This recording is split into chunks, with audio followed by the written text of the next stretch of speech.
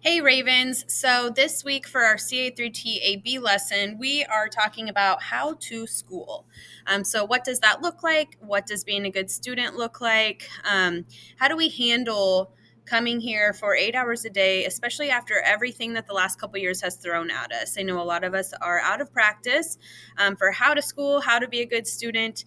So we went to some of your teachers and got their opinions on what being successful in their class looks like. If you recall, last week in one of your other AB lessons, you were to start working on this self-reflection page in your student-led conferences slideshow. So as we went around to interview some of your teachers, they looked at some of these statements and talked about when they are seeing these in their class, what that looks like. It looks like being successful is how I start class. So showing up on time, being in my seat, having my supplies, my Chromebook out if we're working on a bell work question, or having my pencil out. But in general, how I start class generally is how the rest of class is going to go. So when you show up prepared, ready, and start working right away, usually the rest of the class follows and you do really well. So that's how you can be a successful student. In my classroom, I like to see taking responsibility. One of my biggest pet peeves is when I ask someone to put their phone away and they immediately are already coming up with 3, 4, 5 excuses as to why they had it out.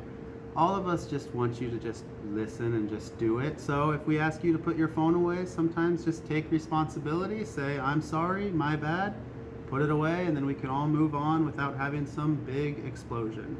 Okay, so when we talk about staying on task, we mean giving your full attention and focus to what your teacher is asking you to do. Trust us, your games, movies, and text messages will be there later.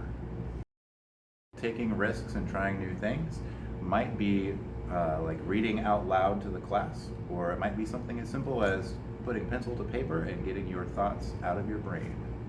Hey Ravens, Miss Atkins here. So this week we're talking about how to school, which is a pretty big deal. It's something everyone needs to know how to do. It's something that your teachers want us to know how to do.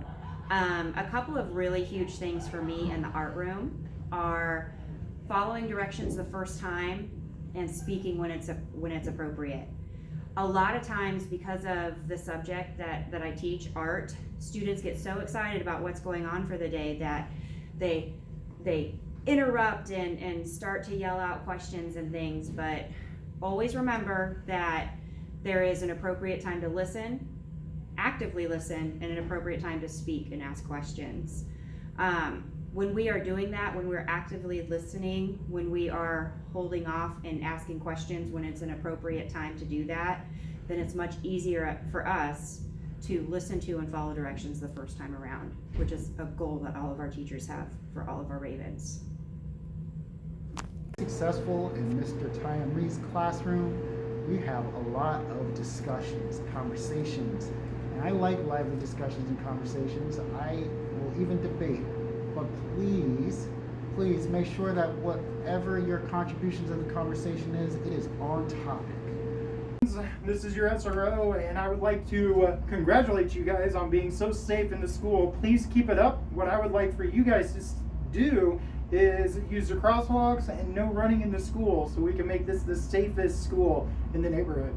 All right, so you have heard from some of our Raven staff members. Now what we'd like you to do is go back to your self-reflection page on your student-led conferences slideshow and either kind of take another look and make sure that you feel you have appropriately self-reflected, or you might have not started it last week and need to get started now.